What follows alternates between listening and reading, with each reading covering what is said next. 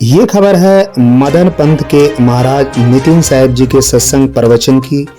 2 अक्टूबर 2022 को भगत कालूराम ने गोवर्धन धाम कॉलोनी, खोरी रोड, लूनियावास, जयपुर में नितिन साहिब महाराज के सत्संग प्रवचन का कार्यक्रम दोपहर 12 बजे से 2 बजे तक आयोजित करवाया। सत्संग प्रवचन कार्यक्रम में नितिन साहिब जी के शिष्यों के अलावा अन्य पंथों से जुड़े हुए भक्त भी कार्यक्रम में पधारे। महाराज के कॉलोनी में पहुंचने पर पुष्पमाला से भक्तों ने महाराज का आदर सत्कार किया और ढोल बजाते हुए महाराज के जयकारे लगाते हुए कार्यक्रम स्थल पर पहुंचे। सत्संग प्रवचन कार्यक्रम में नितिन साहिब महाराज ने कबीर साहिब के मूल ज्ञान को भक्तों को समझाया, आत्मज्ञान के बारे में बताया। सत्संग प्रवचन के बाद सामूहिक आरती की गई और नामदान दिया गया। आए हुए सभी भक्तों के लिए भंडारे में भोजन प्रसादी की व्यवस्था की गई। आत्मज्ञान हर मनुष्य के लिए बहुत जरूरी है। संतों की शरण में जाकर इसे प्राप्त किया जाता है। आत्मज्ञान हो जाने के बाद इंसान सुखी हो जाता है। सबका सुखी जीवन हो, इसी शुभकामना के साथ दिल्ली क्राइम प्रेस से मैं पत्रकार ब्रिजेश।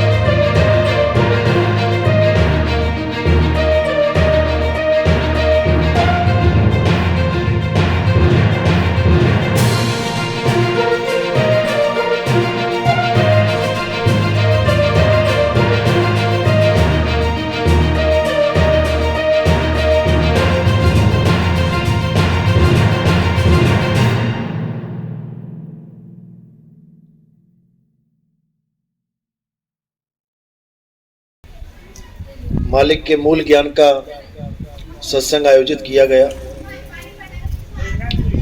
क्योंकि बहुत बड़े भाग होते हैं उन जीवों के जो इस मूल ज्ञान को सुन पाते हैं। क्योंकि पूरे जीवन में अगर ये ज्ञान सुनने को भी मिल जाए तब भी बहुत बड़ी बात है। नहीं तो बड़े बड़े ऋषि मुनि आए, पीर पैगंबर आए और बिना मूल ज्ञान के ही इस दुनिया से चले गए। उनकी किस्मत में भी ये मूल ज्ञान सुनना नहीं लिखा था, जो ज्ञान आप लोग आज सुन रहे हो। तो सुन भी बहुत लेंगे, लेकिन सब समझ भी नहीं पाएंगे, क्योंकि ये समझना भी बड़े भागों वाला काम है कि एक एक बात को कोई समझ जाए। नहीं समझ पाता, क्योंकि अज्ञान की इतनी मोटी परत चढ़ चुकी है, उसको उतारना आसान नहीं है। आप 1 महीना भी अगर कोई बर्तन में खाना बनाते हो और उसको धो मत, तो ऐसा काला हो जाता है कि तुम 1 दिन लगे रहो तो ना साफ हो। ये तो रोज रोज रोज थोड़ा सा धोना पड़ता है, इसलिए उसकी चमक बरकरार रहती है। वो भी फीकी पड़ने लग जाती है रोज धोने के बाद भी। तो ये ज्ञान ऐसा है कि अज्ञान का खात्मा कर देता है, लेकिन तब करता है जब सच में आप खात्मा करवाना चाहो, आप समझना चाहो। बारिश जब होती है तो पानी पूरे शहर में बस बरसता है, लेकिन भर वही पाता है जो घड़े का मुंह बारिश की तरफ करता है। अगर 1000 घड़े बरसात में रखे हो लेकिन मुंह नीचे है, तो एक भी बूंद उस घड़े में जाने वाली नहीं है। इसी प्रकार आपको अपना मुख गुरु की तरफ करना पड़ेगा, गुरुवाणी की तरफ करना पड़ेगा, तब तो आप गुरुमुख कहला पाओगे। अगर आपने वो मुख गुरुवाणी की तरफ नहीं किया तो आप गुरुमुख नहीं हो पाओगे, आप मनमुख ही रहोगे। तो गुरुमुख और मनमुख में यही भेद है कि गुरुमुख वाणी के द्वारा सार का असार का निर्णय कर लेता है और मनमुख मन के कहे चलता है, मन की बातों पे विश्वास करता है, मन की मर्जी करता है। लेकिन साहिब ने इतनी वाणियां कथी हैं हमें समझाने के लिए। हमने आज उन्हीं वाणियों का निवेड़ा करना है कि कबीर साहब आखिर कहना क्या चाहते थे, इस दुनिया में आए क्यों। क्या उनके आने से पहले कोई भगवान का नाम नहीं जानता था? क्या इन संतों महात्माओं से पहले राम का नाम था ही नहीं क्या दुनिया में? जो आज आके वो भी राम का ही नाम दे रहे हैं। कौन नहीं जानता था श्री कृष्ण का नाम? कौन नहीं जानता अल्लाह का नाम? सारे जानते थे। फिर भी संतों को आना पड़ा। क्यों आना पड़ा? राम राम जपवाने आना पड़ा? नहीं, वो यहां राम राम जपवाने नहीं आए थे, वो यहां राम के बारे में बताने आए थे कि वो राम कौन है जिसको पाके तुम्हारा जन्म सफल होगा। राम राम तो सारे ही जपते रहे आज तक। तो इसीलिए साहिब ने निवेड़ा किया है कि 52 अक्षरों के द्वारा पैदा होने वाला जो नाम है रा और मां, ये इंसानों की देन है, ये इंसानों ने बनाया है ये अक्षर। सबसे पहले जब आदि मानव के रूप में इंसान आया इस दुनिया में, तो उसके पास ना तो कपड़े थे, ना कोई रसोई, ना मकान, ना दुकान, ना कोई नौकरी, कुछ भी नहीं। उसके पास भाषा भी नहीं थी, उसके पास कोई अक्षर भी नहीं थे, उसके पास कोई किताबें ग्रंथ पोथियां नहीं थी। वो जानवरों की तरह बातें करता था, जैसे दो कुत्ते आपस में बात करते हैं, दो चिड़िया आपस में बात करती हैं। ऐसे ही इशारों की भाषा में, आवाजों की भाषाओं में तरह तरह की आवाजें निकाल के वो एक दूसरे को संकेत देते थे। लेकिन धीरे धीरे बुद्धि विकसित हुई, उन्होंने उन्हीं आवाजों को एक लिख के लिपिबद्ध कर दिया कि मैं आ बोलूंगा तो ये आ ऐसे लिखा जाएगा, मैं पा बोलूंगा तो पा ऐसे लिखेंगे, का बोलूंगा तो का ऐसे लिखेंगे। फिर उन्हीं अक्षरों को, उन्हीं ध्वनियों को जोड़ जोड़ के शब्द बना दिए गए। जैसे का और ला, कल में मां जोड़ दिया, कलम हो गया, आवाज वही है कलम। मां हटा दो तो कल, लेकिन उसका मतलब बदल जाता है। कल का मतलब बदल गया, कलम का मतलब बदल गया। अब कलम को ही ला पीछे कर दिया, मां आगे कर दिया, कमाला। आवाज वही निकली लेकिन मतलब ही बदल गया। राम मारा, दोनों का मतलब ही बदल गया, जबकि आवाज तो एक ही है। तो ये बुद्धि विवेक उस आदमी के, उन इंसानों के जब आया, तब उन्होंने भाषाओं का विस्तार कर दिया और सारे संसार में जो कुछ भी दिखता रहा उनको, उसको वो लिपिबद्ध करते रहे कि ये दिखेगा तो ये लिखेंगे, वो दिखा तो ये लिखेंगे। उसकी फोटो खींची, उसका नाम लिया। फोटो खींची मतलब बता दिया लोगों को, पत्थर उठा के दिखा दिया, बेटा इसको पत्थर कहते हैं। उस वक्त कैमरे तो थे नहीं, फोटो तो खींच नहीं सकते। लेकिन आज वही बच्चे जिनको आप भेजते हो स्कूल में, उनको वही आदि मानवों वाली पढ़ाई करवाई जाती है। आज भी उनको कबूतर बोल के कबूतर का चित्र दिखा दिया जाता है ताकि मतभेद ना रहे। मैं का से कबूतर बोलूं और वो का से कौवा बोले और उसको कबूतर समझे, इसलिए नहीं। कबूतर लिखा है तो कबूतर का ही चित्र बना है, कौवा लिखा है तो कौवे का ही चित्र बना है, ताकि हमें समझ में आ जाए कि किस वस्तु का नाम ये 52 अक्षरों के द्वारा हम उच्चारित कर रहे हैं, ताकि सब एक मत हो जाएं। लेकिन हमारा एक मत हमारी भाषा तक ही सीमित रह जाता है। हिंदी भाषा में जितने भी नाम आप बोल रहे हो, चाहे आप हिंदी भाषा को पढ़ पढ़ के पीएचडी कर लो, डॉक्टर बन जाओ, साइंटिस्ट बन जाओ, लेकिन चीन में जाके तुम बच्चों वाली एबीसीडी नहीं पढ़ पाओगे, बड़े ज्ञानी बने हो तो। चीनी भाषा की एबीसीडी नहीं पढ़ पाओगे तुम लोग, चाहे यहां पर तुम पीएचडी कहला रहे हो। क्योंकि भाषा का ज्ञान अलग तो सारा खेल ही खत्म। चीन में जाके आप पानी भी नहीं मांग पाओगे किसी से, क्या बोलते हैं वहां पे, लेकिन इशारा सारी दुनिया में चलेगा। जहां मर्जी चले जाना, कहीं भी चले जाना, इशारा हर जगह काम करता है। तो इन्हीं 52 अक्षरों के द्वारा सारे संसार में जितनी भी रचनाएं दिखाई दी उसका एक नाम रख दिया। आसमान का नाम आसमान रख दिया, हवा का नाम हवा रख दिया, अग्नि का नाम अग्नि रख दिया। ये सब तो ठीक था क्योंकि दुनियादारी करनी है, इसलिए गलती यहां कर दी कि हमने परमात्मा के भी नाम रख दिए। जब परमात्मा के नाम रख दिए बिना देखे, अब दिक्कत आ गई, क्योंकि हर चीज जो दिख रही है उसका नाम लिख के आप साबित कर सकते हो कि मैंने इसका नाम रखा है, लेकिन परमात्मा दिखाई ना दिया किसी को, लेकिन नाम रख दिया उसका। इसी प्रकार मुसलमानों ने अल्लाह दिखाई नहीं दिया, उसका नाम रख दिया अल्लाह, रब। ऐसे ही ईसाइयों ने जो चीज नहीं दिखाई दी उसका नाम रख दिया। ऐसे ही सिखों ने वाहेगुरु नाम रख दिया। अब वो चीज नहीं पता है, इसलिए सारे झगड़ा कर रहे हैं। नहीं मेरा राम बड़ा, नहीं मेरा अल्लाह बड़ा, नहीं मेरा वाहेगुरु बड़ा, नहीं मेरा गॉड बड़ा। अगर वो चीज पता लग जाए क्या है तो सारे झगड़े शांत हो जाए। जैसे कोई बोले पानी बड़ा, कोई कहे जल बड़ा, कोई कहे नीर बड़ा, कोई कहे तोए बड़ा, तो झगड़ा शांत कैसे होगा? उनको कहो भैया अपना अपना सामान आगे लाके रख दो सामने। अब क्या लेके आएंगे वो? एक ही चीज लेके आके सब रख देंगे, वहीं पे समझ में आ जाएगा अरे यार नाम अलग अलग है, चीज तो एक ही है। लेकिन अब यहां कौन अल्लाह को लेके आए, कौन वाहेगुरु को लेके आए, कौन गॉड को लेके आए? ना वो ला सकते हैं ना वो खुद आएंगे यहाँ पे।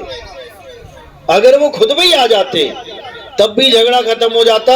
ना आज तक अल्लाह जमीन पे आके बता के गया कि मैं अल्लाह हूं, ना कोई वाहेगुरु आ रहा है, ना कोई गॉड आ रहा है। ये इंसान ने बना दिए हैं सारे खेल, क्योंकि पढ़ना लिखना आ गया। अगर पढ़ना लिखना बोलना नहीं आता तो कौन से नाम की जंग होती यहां पे? तब कौन सा राम होता, कौन सा अल्लाह, कौन सा? अरे 52 अक्षर बनने के बाद ये सारे नाम बने हैं। आज तक इंसानों के अलावा कोई और कुत्ता बिल्ली हाथी घोड़ा क्यों नहीं लड़ा? उस एक अक्षर अविनाशी को कोई नहीं पहचान पा रहा जो सब घटों को चला रहा है। हिंदुस्तान में अगर रामराज होता या रामराज हो जाए तो मुसलमान तो खत्म हो जाने चाहिए। अगर इस दुनिया को अल्लाह ने बनाया है तो हिंदू क्यों जीवित है, ईसाई क्यों जीवित है? फिर तो इन सब का सफाया हो जाना चाहिए और आदमी ना करे अल्लाह ही करे ना, फिर तो घर तो उसका है। हम लोग क्यों जी रहे हैं? हम लोग को सांस क्यों दे रहा है? वो केवल अपने मानने वालों को दे। लेकिन असल में बात यह है कि कोई अल्लाह कोई वाहेगुरु ये चाहता ही नहीं है कि उसके नाम पे कोई झगड़ा होए, वरना अल्लाह और राम खुद ही झगड़ा करके निबेड़ा कर लें। कौन ताकतवर कौन बड़ा है, हमें करने की क्या जरूरत है? लेकिन ना तो आज तक वो लड़े और ना ही हमारे कहने पे लड़ने वाले हैं। ये हम ही लड़ना जानते हैं क्योंकि हमें मूर्ख बना दिया गया इन लोगों के द्वारा, जो हमारे धर्मों पे हमारी आस्थाओं से राजनीति करते हैं। लेकिन अगर हमें नहीं समझ में आया आज, तो आने वाले समय में यहां पर अल्लाह राम का नाम लेने वाला भी कोई नहीं होगा। एक ही परमाणु दागेंगे सब साफ। अगर हिंदू ने दाग दिया तो हिंदू भी मरेंगे, मुसलमान ने दाग दिया मुसलमान भी मरेंगे। कोई बम ये देख के नहीं फूटेगा कि भैया हिंदू मर रहा है कि मुसलमान मर रहा है, सारे ही धराशायी हो जाएंगे। क्या फायदा फिर ऐसे अल्लाह राम का? इसीलिए कबीर साहब कह रहे हैं कि जिसको तुम पाना चाहते हो पहले उसको जानो, वो है क्या। अल्लाह वाले अल्लाह को जाने, राम वाले राम को जाने, झगड़ा खत्म हो जाएगा जानने के बाद, क्योंकि वो एक ही है। भाई रे दो जगदीश कहां से आया और कहो कौन बोर आया। अल्लाह वाले भी कह रहे हैं अल्लाह एक है, परमात्मा एक, खुदा एक। राम वाले भी कह रहे हैं भगवान एक है। तो झगड़ा किस बात का है? बड़ा छोटा करने का झगड़ा है। मेरा पानी बड़ा तेरा जल छोटा, मेरा नीर बड़ा तेरा तोय छोटा। इससे कुछ मिलने वाला नहीं है। तो आज यहां पर आपको निवेड़ा करेंगे कि अल्लाह वाहिगुरु होता क्या है और हमने बना क्या दिया है। 3 प्रकार का ज्ञान है, अच्छी तरह समझ लोगे समझ में आ जाएगा, नहीं तो बताने वाला बता के चला जाएगा, आपके पल्ले कुछ नहीं पड़ेगा। 3 ही चीजें हैं इस दुनिया में, चौथी कोई चीज नहीं है। पहला है साकार, दूसरा है निराकार। अब साकार और निराकार पे सत्संग कर लेते हैं, तीसरे की बाद में बात करेंगे। साकार क्या है? ये सारी दुनिया में जितने भी रूप दिखाई दे रहे हैं ये सब साकार है, लेकिन ये आए कहां से? आए कहां से? निराकार से। किसी को शक है? कोई भी ग्रंथ पढ़ लो आप, शिव के भगत हो, शिव महापुराण पढ़ लो, उसमें साफ लिखा है, सृष्टि रचना पढ़ो, कि शिव जी ही निराकार रूप से साकार रूप धारण करते हैं। यानी पहले निराकार थे फिर साकार हो गए। आप विष्णु महापुराण उठा के देख लो, उसमें लिखा है विष्णु जी के 2 स्वरूप हैं, एक निराकार एक साकार। निराकार से ही साकार जगत का सृजन होता है।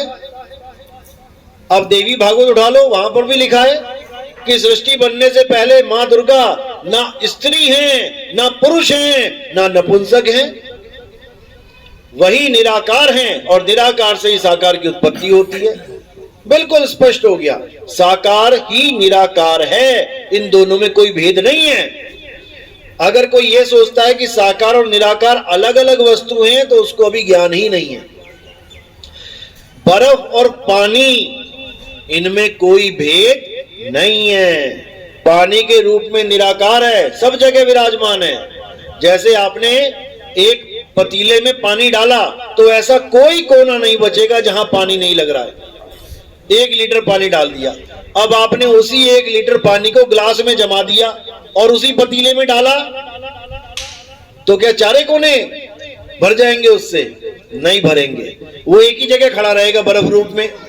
वो हो गया साकार, और पानी के रूप में वो हो गया निराकार। लेकिन है एक ही चीज। तो क्या कबीर साहब इसकी महिमा गा रहे हैं, साकार और निराकार की? कबीर साहब तो लानत दे रहे हैं उन लोगों पे। कहते मैं देखूं तुझको और तू देखे कहीं और, लानत ऐसे चित पर एक चित 2 ठौर। कहते लानत है ऐसे चित पर। चित यानी आप सबके पास चित है, आधों का चित लग गया साकार में, आधों का चित लग गया निराकार में, और साहिब कह रहे लानत है ऐसे चित पर जो कभी साकार में और कभी निराकार में ही उलझा रहता है, जबकि दोनों एक ही हैं। आपने कई सत्संगों में देखा होगा, महात्माओं के भगत लोग जाते हैं और एक दूसरे के पैर छूते हैं। आपने छुए? किस किसने छुए हैं? हाथ खड़े करो। किसी ने नहीं छुए, आप लोग ने छुए हैं। अब देखो, अब किसके पैर छू रहे हैं जाके?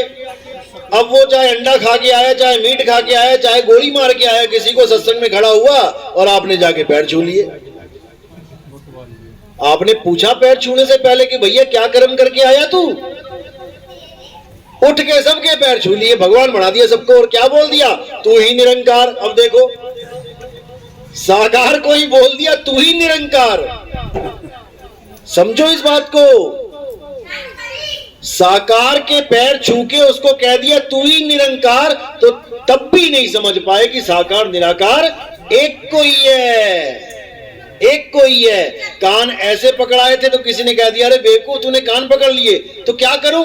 ऐसे पकड़। बात हुई। अरे वही है। साहिब कहते हैं कोई निर्गुण में रीझ रहा, कोई सरगुण ठहराए, अटपट चाल कबीर की, मुंह से कहीं ना जाए। दादू जी की वाणी है। कोई साकार में उलझ गया, कोई निराकार में उलझ गया, और है एक ही चीज। अब इसी साकार और निराकार को देख कौन रहा है? जिस दिन तुमने ये विचार कर लिया तुम्हारे पर्दे खुल जाएंगे। साकार को कौन देख रहा है? मैं ही देख रहा हूं। और निराकार को कौन देख रहा है? मैं ही देख रहा हूं। जब दोनों को मैं देख रहा हूं तो मैं क्या हूं? जिस दिन ये समझ में आ गया, जिस दिन ये समझ में आ गया कि मैं कौन हूं, उस दिन साकार और निराकार की महिमा खत्म हो जाती है। जब तक ये नहीं पता लगा कि मैं कौन हूं, जब तक दूसरे को ही पूजोगे, तब तक दूसरे को ही पूजोगे। लेकिन जब समझ में आ जाएगा कि मैं कौन हूं, उसके बाद दूसरा खत्म हो जाएगा। तो मैं क्या हूं? आत्मा हूं। हे अर्जुन, तू, मैं और ये सारे राजा महाराजा, हम शरीर नहीं हैं, हम आत्मा हैं। अध्याय 2 पढ़ो। ऐसा कोई समय नहीं था जब तू, मैं और ये राजा महाराजा नहीं थे, और ऐसा कोई समय नहीं आएगा जब तू, मैं और ये राजा महाराजा नहीं होंगे। तो फिर कौन मरा? इतना बड़ा युद्ध हो गया, मरा कौन? जब कोई समय ही नहीं था जब हम तुम नहीं थे, और ऐसा कोई समय नहीं आएगा जब हम तुम नहीं रहेंगे, तो मरा कौन? कोई नहीं मरा, केवल शरीर खत्म हुए हैं। और शरीर तो हम हैं ही नहीं, शरीर तो कपड़े हैं इस आत्मा के। आज ये इंसानी कपड़े पहन लिए, कल को क्या पता शेर चीते के कपड़े पहनने पड़ जाएं। इसीलिए बोला गया इंसानी चोला बार बार नहीं मिलता। इंसानी चोला, चोला क्या होता है? कहते ना बाबा जी का चोला देखो, कपड़े, इंसानी चोला है ये। कपड़े पहने तुमने, कहां मिले ये कपड़े? सड़क पे पड़े हुए मिले, पहन लिए। ये मां के गर्भ में पहन के आए हो। तुमने आदमी के कपड़े पहन लिए और कुछ ने औरतों के कपड़े पहन लिए। जैसे पजामा लेने जाओ तो 2 तरह के पजामे मिलते हैं, एक लेडीज एक जेंट्स। कोट लेने जाओ तो लेडीज जेंट्स, चश्मा लेने जाओ लेडीज जेंट्स। ऐसे ही मां के गर्भ में जो हमें शरीर मिलता है वो भी लेडीज और जेंट्स होता है। लेकिन हम कपड़े नहीं हो जाते, हम तो उसको पहन रहे हैं। हम कपड़े पहन रहे हैं और अंत समय में हम ये कपड़े उतार देंगे और इन कपड़ों को छोड़ के चले जाएंगे। अब किसी की मां मरी तो जमीन पे क्या पड़ा है? मां पड़ी है कि कपड़े पड़े हैं? कपड़े पड़े हैं। मां को तो आप कहते हो माता मुझे छोड़ के चली गई, जिसको माता माता कहते थे वो तो ये पड़ी है। यानी सारी उम्र कपड़ों को ही माता माता करते रहे, सारी उम्र कपड़ों को ही पिता पिता करते रहे। अपनी मां और अपने पिता को हम जान ही नहीं पाए कि उनका स्वरूप क्या है। इस चमड़े को, इस मिट्टी को ही माता और पिता मान के बैठ गए, जबकि ना तुम मिट्टी हो और ना तुम्हारे मां बाप मिट्टी हैं। ना तुम आदमी हो ना औरत हो, ये कपड़े हैं, आपने धारण किए हैं कुछ समय के लिए। आप एक आत्मा हो जिसका कभी नाश नहीं होता। तो जब तुम कपड़े नहीं हो, तुम आदमी औरत नहीं हो, तो भगवान राम क्या है? कपड़े हैं? नहीं है। भगवान राम ने भी मनुष्य का चोला धारण किया था। विष्णु जी ने अवतार देखो, विष्णु जी के पहला अवतार क्या है? मछली। अब कह दो विष्णु जी तो मछली हैं, कभी ना कहोगे विष्णु जी मछली हैं। फिर विष्णु जी ने अवतार लिया कछुए का, अब कह दो विष्णु जी कछुआ हैं, कभी ना कहोगे कछुआ हैं। फिर जंगली सुअर का अवतार लिया तीसरा, अब कोई कह दे विष्णु जी बराबर इज इक्वल टू जंगली सुअर, कभी ना बोलोगे। अब विष्णु जी ने अवतार लिया आदमी का, राम जी का, कृष्ण जी का। अब तुमने इसको ग्रहण कर लिया कि भाई विष्णु जी तो आदमी हैं, क्योंकि तुम आदमी के चोले में हो, इसलिए तुम्हें वो मनोहर लग रहा है। बाकी चोलों को तुमने रिजेक्ट मार दिया, आदमी के चोले को पकड़ लिया। कृष्ण जी बोलते ही बांसुरी हाथ में आ जाती है। अब विष्णु जी ने एक ही बार में 2 चोले धारण किए, आदमी का तो किया, औरत का भी कर लिया। लेकिन तुमने कभी ना माना विष्णु जी को औरत। कब किया था औरत का रूप धारण? जब अमृत बट रहा था और दैत्यों ने रूप बदल के देवताओं में बैठ के अमृत का पान किया था, तो कौन थी वो जिसने चक्कर से दोनों की गर्दन काट दी थी?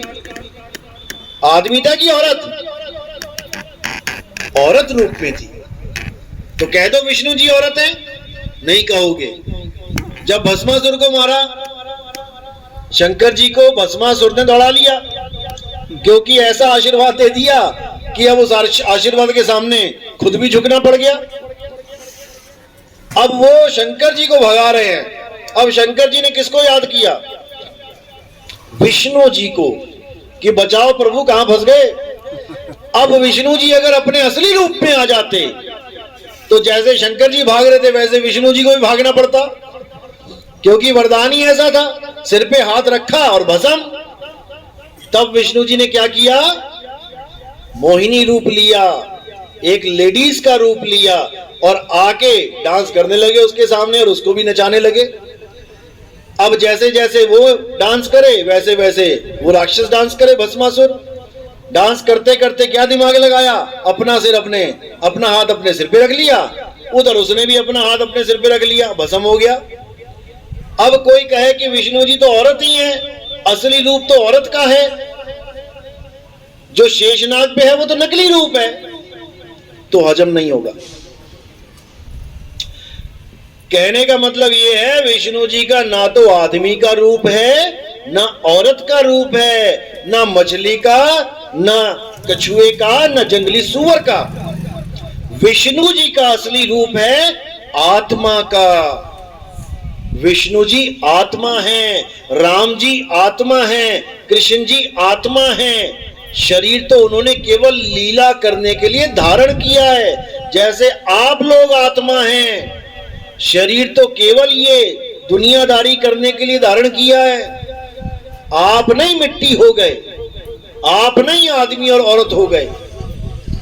यही गीता में समझाया गया। हे अर्जुन, जो अपने आप को शरीर मानते हैं और जो मुझे भी शरीर करके जानते हैं, असल में वो मुझे जानते ही नहीं।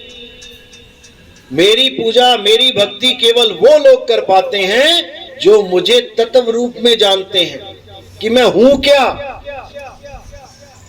क्योंकि उन्होंने महिमा किसकी गाई है गीता में? जिसको शस्त्र काट नहीं सकता, अग्नि जला नहीं सकती, वायु सुखा नहीं सकती, जल भिगो नहीं सकता। कौन है वो? आत्मदेव है, अजन्मा है। लेकिन हम किसकी पूजा करने में लग गए? जिसके पैर में तीर लग गया था। किसके लगा था? कृष्ण जी के। तो जब वो कह रहे हैं कि जिसको शस्त्र काट नहीं सकता, अग्नि जला नहीं सकती, तो हमें कब कहा उन्होंने कि जिसके पैर में तीर लग जाए उसकी पूजा करो? उन्होंने कहा जहां तीर भी ना लग पाए उसको जानो अर्जुन। इसीलिए हम इतने युगों से धक्के खाते हुए आज कलयुग में बैठे हैं। अगर हम विष्णु जी की कही बात सतयुग में समझ जाते तो हम कभी त्रेता में आते ही ना, हमें वही मुक्ति मिल जाती। अगर त्रेता में कही बात राम जी की हम समझ जाते तो हम कभी द्वापर में ना आते, और द्वापर में कही बात कृष्ण जी की हम द्वापर में समझ जाते तो हम कभी कलयुग में ना आते। और अगर अब कलयुग में भी नितिन दास की बात तुम्हें समझ में नहीं आ रही है तो दोबारा तैयारी कर लो आने की। बस यही है फार्मूला। समझ जाओगे तो निकल जाओगे, नहीं समझोगे तो फिर वापस आ जाओगे। ऐसे ही ढूंढ रहे होगे कोई गुरु, कोई मुझे मुक्ति दे दे, और जो मुक्ति की बात चल रही है वो समझ में नहीं आ रही है। इसीलिए कबीर साहब ने कोई कसर नहीं छोड़ी बताने में। उन्होंने बोला, जल में मीन प्यासी, मोहे देखते आवे हासी, आत्म ज्ञान बिना नर भटके। कहां भटके? तुम्हें तो लग रहा है हम तो जा रहे हैं भगवान जी के पास। कभी काबा कभी काशी। मुसलमान जा रहे हैं काबा और बड़े खुश होके जा रहे हैं, और साहिब क्या कह रहे हैं? आत्मज्ञान बिना नर भटके। भटकने जा रहे हो तुम वहां पे, क्योंकि तुम्हारा खुदा किसी काबा काशी का गुलाम नहीं है। कि वहीं बैठा हुआ है। तुम्हारा साहेब तुम्हारे अंदर बैठा है, तुम्हारी आत्मा में बैठा है। ज्यों तिल माही तेल है, ज्यों चकमक में आग, और तेरा साईं तुझ में है, जाग सके तो जाग। जब मेरा साईं मुझ में है तो फिर मैं कहां जाऊं उसे ढूंढने?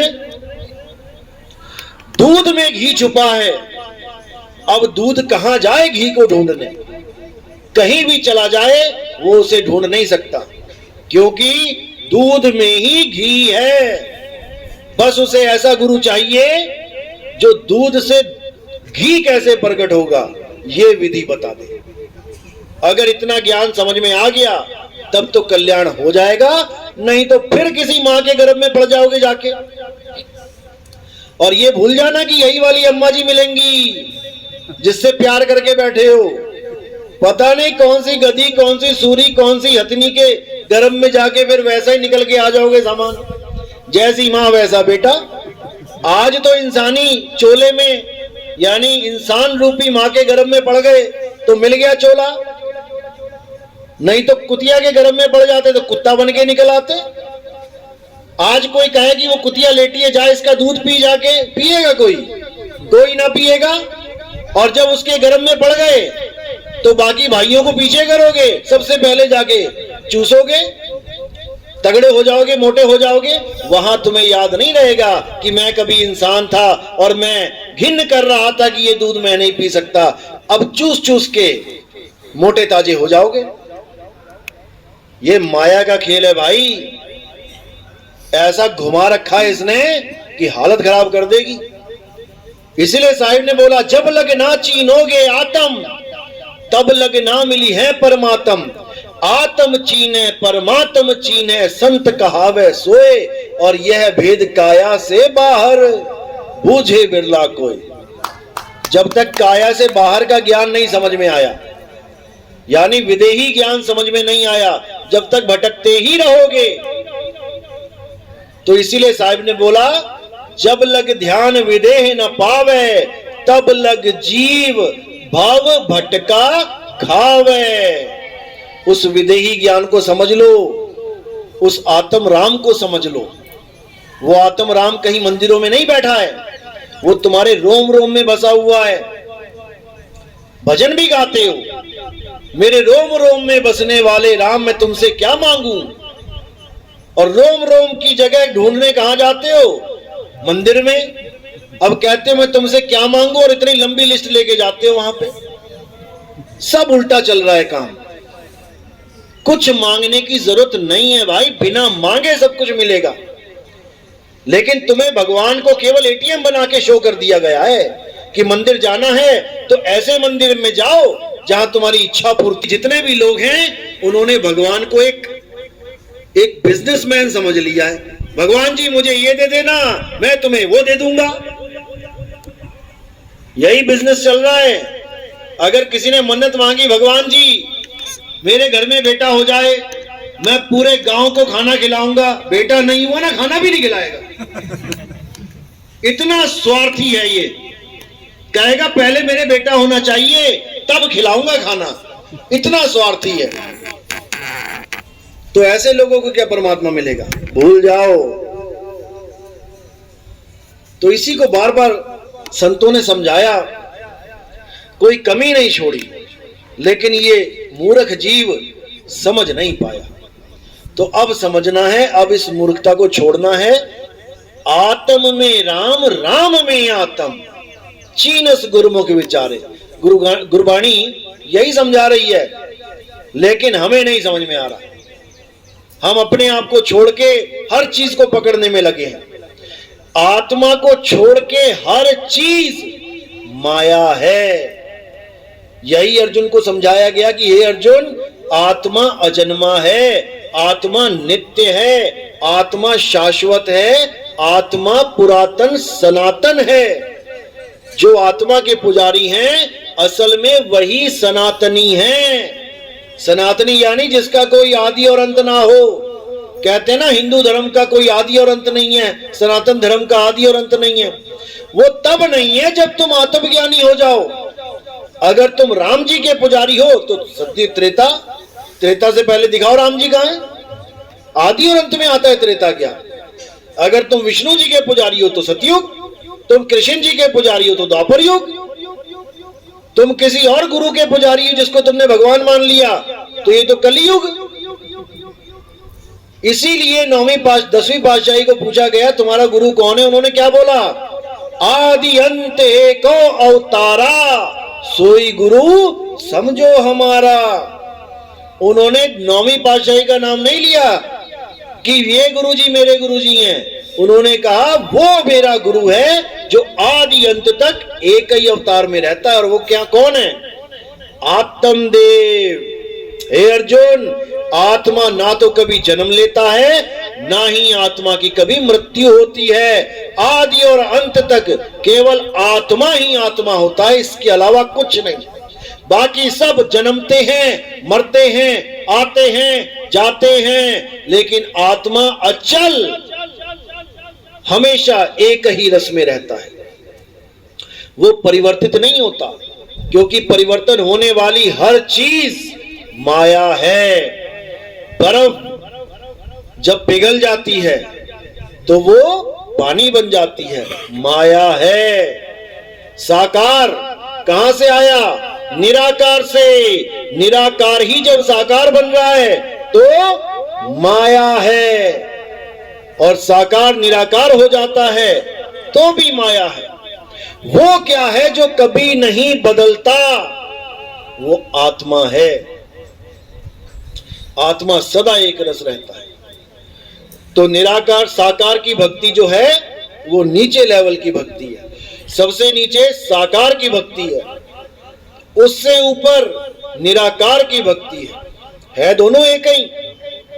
लेकिन जैसे सिक्के के दो पहलू हैं, हेड और टेल, है एक ही सिक्के के पहलू, लेकिन जो तुम मांगते हो वो आ जाए तो जीतते हो, और जो दूसरा आ जाए तो हार जाते हो। बस यही खेल चल रहा है, यही खेल चल रहा है। जो तुम्हें समझ में आ गया कि मैं तो साकार का भगत हूं, वो तुम्हारे सामने रख दे तो तुम खुश हो जाते हो, अरे क्या बात है भगवान जी आ गए। और जो निराकार के भगत हैं, जब उनसे निराकार की बात करो तो वो खुश हो जाते हैं, वाह वाह वाह क्या बात है, क्या ज्ञान है। दोनों ही अज्ञान है, दोनों ही अज्ञान है। अब साकार निराकार दोनों से न्यारा क्या है? तो साहिब कहते हैं सरगुण निर्गुण दोनों से न्यारा, जानेगा कोई जाननहारा। उसको जानो जो साकार से निराकार नहीं होता, जो निराकार से साकार नहीं होता। वो कौन है? आत्मदेव, जिसको शब्द भी कहते हैं।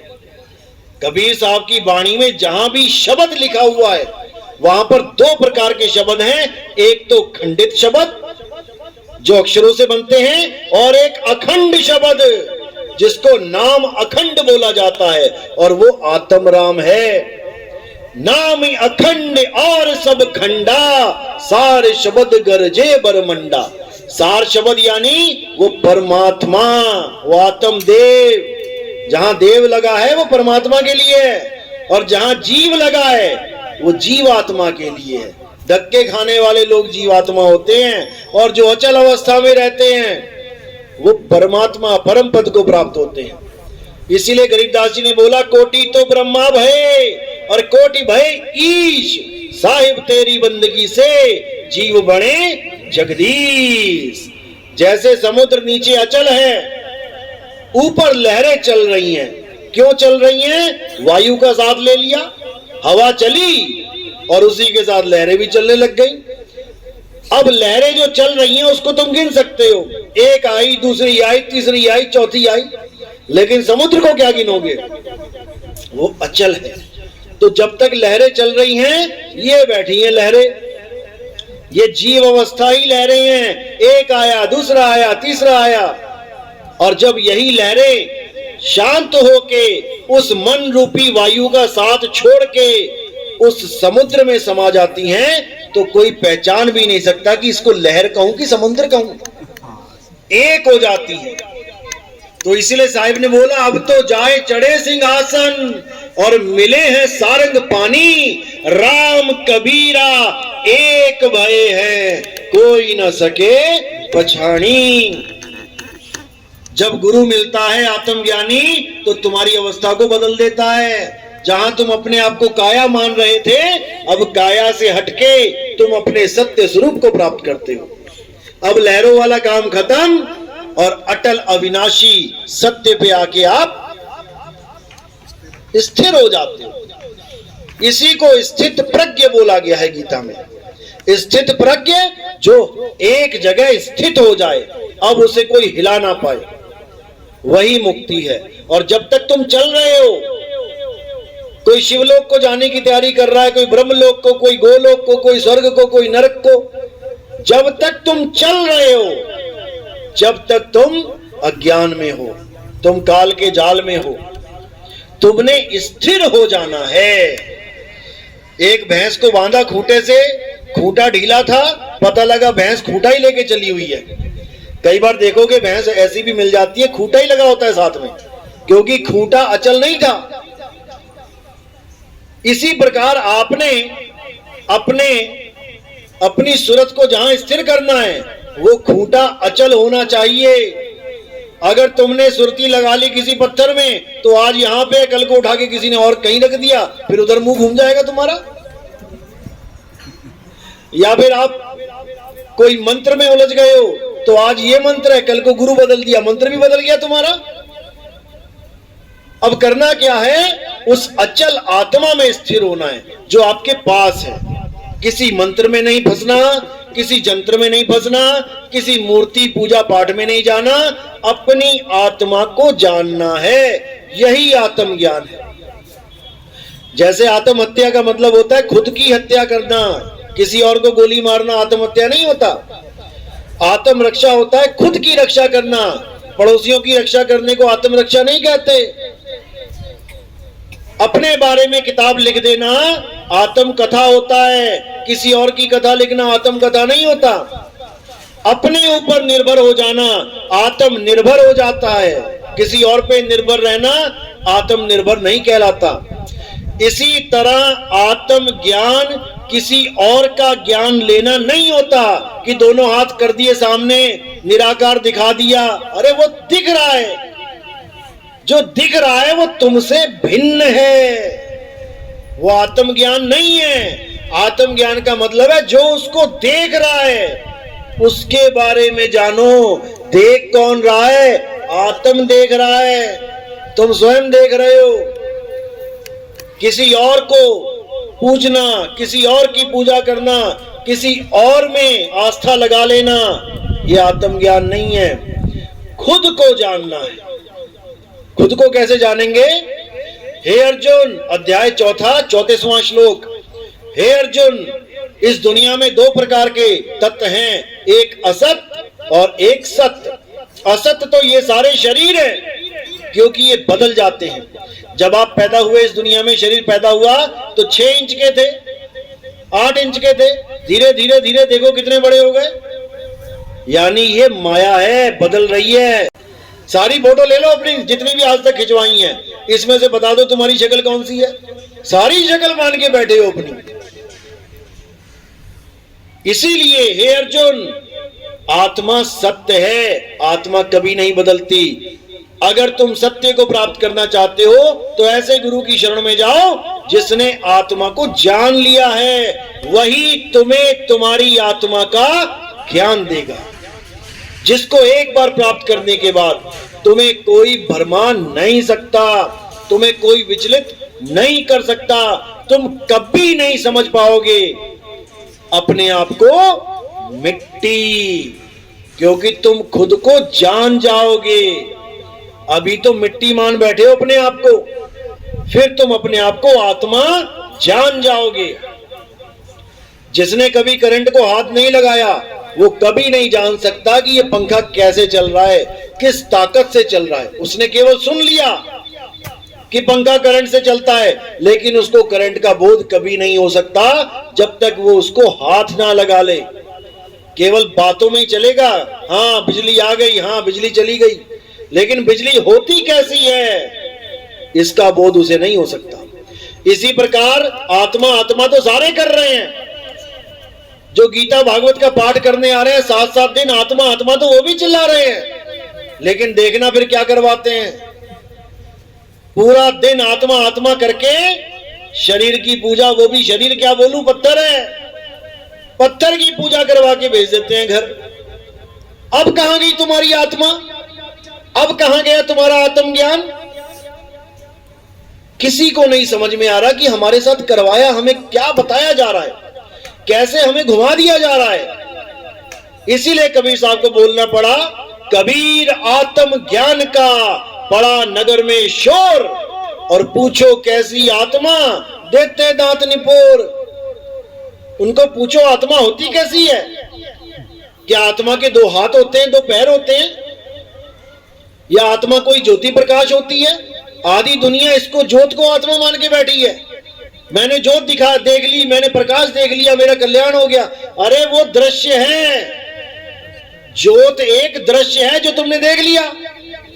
ज्योत को देखा किसने, उसका स्वरूप क्या है?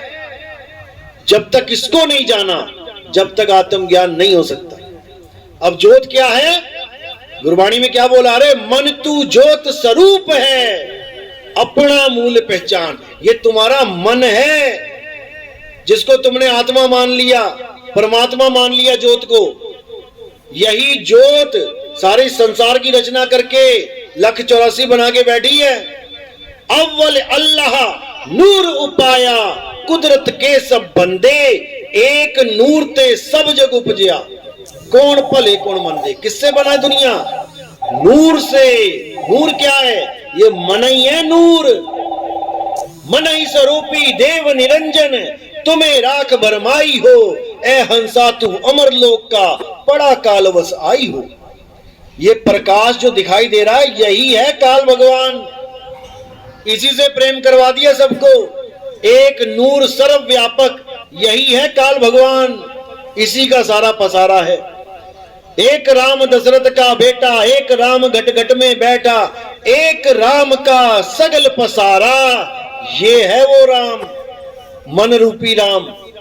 और एक राम तीनों से न्यारा, उसको जो तीनों से न्यारा है।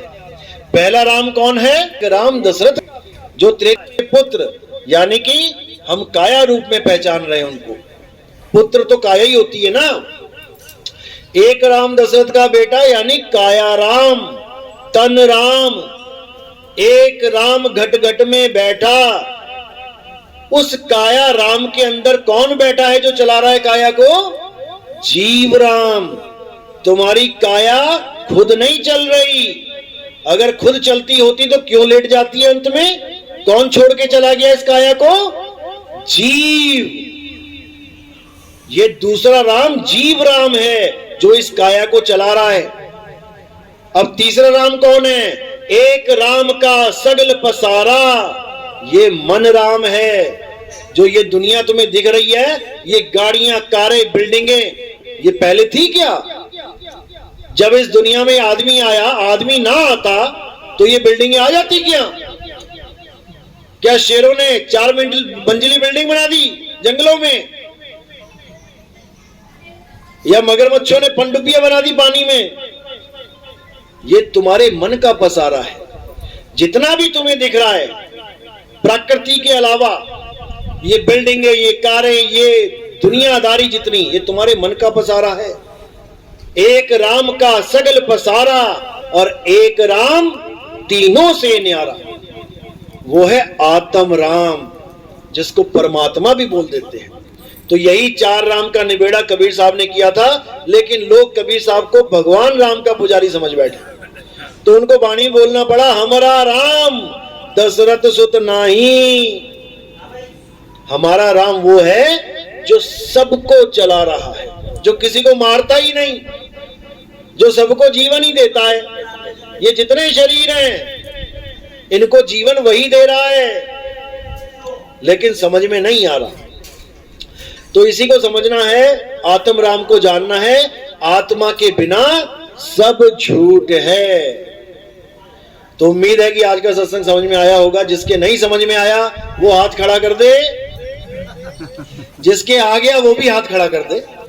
सबके आ गया, चलो बहुत अच्छी बात है, फिर तो आना सफल हो गया। तो इसी के साथ सत्संग पे विराम देता हूं। और जो नाम दीक्षा वाले हैं वो हाथ खड़ा कर दे, प्रथम दीक्षा वाले जो हमारे सत्संग सुन रहे हैं अच्छी तरह, जिसको आज ही जिसकी बत्ती जली है वो थोड़ा रुक जाए, वो थोड़ा और प्रकाशित हो जाए। हमारे सत्संग YouTube पे आते हैं, कहत कबीर सुनो भाई साधो, नितिन दास जब आप नाम लिखेंगे तो हमारे सत्संग आ जाएंगे, या फिर आप केवल लिख दो नितिन दास के सत्संग तो आपको कई सत्संग मिल जाएंगे, आप सुन सकते हो। जब आपको पूरा अटल विश्वास हो जाए कि हाँ जो बताया जा रहा है यही सत्य है, केवल तभी आना। मैंने कोई इलेक्शन में खड़ा नहीं होना है कि भीड़ बढ़ानी है, केवल विवेकी हंसों को आना है यहाँ पर, अविवेकी का यहाँ कोई काम नहीं है। जैसे आप स्कूल में जब जाते हो अपने बच्चों को एडमिशन करवाने, पैसे आपके पास खूब होते हैं, लेकिन वहां पे जब पर्चा आता है ना, पेपर, और बच्चा जब फेल हो जाता है तो करोड़ों रुपए धरे के धरे रह जाते हैं। बस वही हाल यहाँ पे है। आओगे तो विवेकी होके आना, कच्चे घड़े हम मार्केट में नहीं लेके आते, हम पक्के घड़े का व्यापार करते हैं। तो इसी के साथ वाणी पे विराम देता हूं। बोलिए सतगुरु बंदी छोड़ सतगुरु सत।